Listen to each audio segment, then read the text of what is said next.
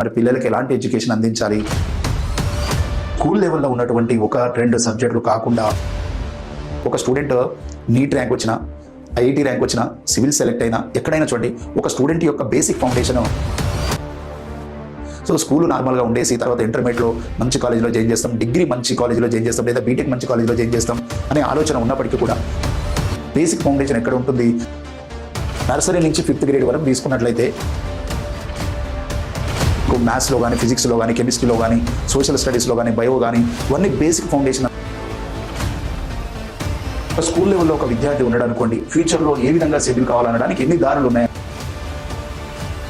ఏ పేరెంట్ని observe చేయండి, IIT seat వస్తుందా, doctor seat వస్తుందా, ఐఐటి సీట్ వస్తుందా, డాక్టర్ సీట్ వస్తుందా?